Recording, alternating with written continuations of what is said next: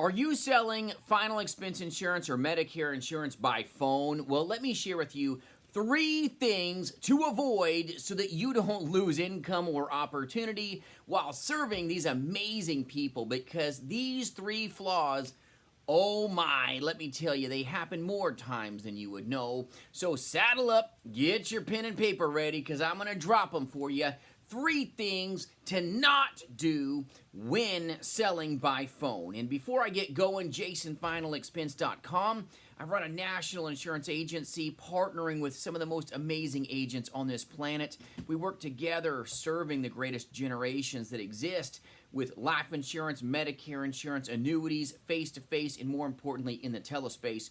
If you need help, jasonfinalexpense.com. But if you're worried and wondering about what not to do, this video is for you. So the first thing is when you're using crutches to sell by phone. If you are using Zoom as a platform for telesales, you're not doing telesales. Let me get real with you. You're doing face-to-face insurance over, social media. You're not truthfully doing telesales. Telesales is using the phone, okay? So if you're being told that Zoom is your platform, let me just share this with you. You are a face-to-face insurance agent doing it with media as your crutch. Let me tell you, the last thing you want to do in telesales is put a barrier between you and the client in helping them get what they desire. Don't put barriers in the way of the transaction. If not, I promise you, it will trip you up, you'll blow your hip, and it's not good, okay? The retiree market, breaking hips, it's bad, bad news. You as an insurance agent, when you trip yourself up of your own doing, it's painful, let me tell you. So if you're being told use Zoom to sell telesales, let me just share this with you. You're not doing telesales, you're getting shined on, ladies and gentlemen. Telesales is the mighty telephone, okay? Not using Zoom. There is no room for Zoom in telesales. Now, if you're a face-to-face insurance agent that just can't interface by phone, you're not being trained accordingly, you don't have good systems that are turnkey in place, and you know what? Zoom is just a artificial means of being a face-to-face insurance agent. That's what it is. So if you're being told that Zoom is telesales, it's not. Let's just drop that as it is. So when you're doing telesales, true telesales, which is the telephone, okay, from start to finish, do not be setting appointments. This is not about setting appointments. This is not face-to-face insurance. By an act of the Lord, okay, when they pick up the phone, let me tell you, you need to capitalize on the conversation and bring value to them right here, right now. Do not be setting up appointments. Face-to-face insurance agents, even the best of them, get no-showed all day long. When someone picks up, you have to capitalize on the conversation and focus, as much as it depends on you, on a one-call close. Bring value to them. Bring certainty in them. Do not, and I mean do not, set appointments. That's not what this is about. If they pick up the phone, bring value to them. Make sure that the music that you're singing is what they want you to hear first off. So make sure you're using proven power scripts, proven platforms to bring value to them, because this is all about our consumer. But don't ever set an appointment if you're trying to do telesales. It'll trip you up, okay? I promise you. So don't set appointments. We may even do 4 tips today, okay? So here we go, all right? So don't set appointments, period. Capitalize on the conversation. Immediately when they pick up, take control of the call, bring value and certainty to them, deliver the goods. They want you to be great, okay? So don't do Zoom, point number 1. That is not, and I repeat, is not telesales. That is face-to-face, interface, and it's not the same. So don't get shined on. Zoom is not telesales, all right? Point number 2, do not be tripping yourself up, and just please don't set appointments. This is a one-call close. If they, by an act, okay, of amazingness, pick up the phone, please focus on the consumer right then, right there. Bring value and certainty, because let me tell you, we don't always have the gift of tomorrow. We have today. So do not set appointments. I've got so many people that I talk to, okay? I will hire and bring on maybe 1 out of 30 reps that reach out, but let me share with you, agents that set appointments, there's a lot of horror stories out there, and I've been there, done that, even as a face-to-face insurance agent, where you talk to somebody right now and you set an appointment up and they're dead. Not kidding you. When you set appointments, you are setting yourself up for failure, not success, okay? It's called risk aversion. So when you get a hold of a person by phone, focus on a one-call close, bring value to them. Do not set appointments. This is not a face-to-face game. Telesales is one-call close, bring value, take care of them. Doesn't mean on a rare occasion that a callback is wrong. It's not. But that should be an absolute last resort, not your primary objective, not your crutch that you lean back on. It'll hurt you if you go this direction.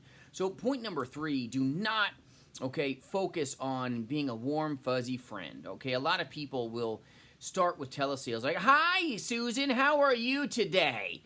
Nobody cares. You come across like a fraud. And the reason that I speak this is because if you got a call from somebody that really doesn't know you, and you're like, "Hi, Joe, how are you today? Hi, Jimmy, how are you today?" You know right then and there, first off, you don't know me. My defensive mechanisms went way up, and I go, "Who are you? You're trying to sell me something. Why are you on the phone with me?" So you're in essence putting up fences that don't have to exist if you used higher end methods or proven power scripts to help the client get what they want. This is all about them, but let me tell you, when you start that call off with, "Hi, Joey, hi, Susie, hi, Jimmy, how are you today?"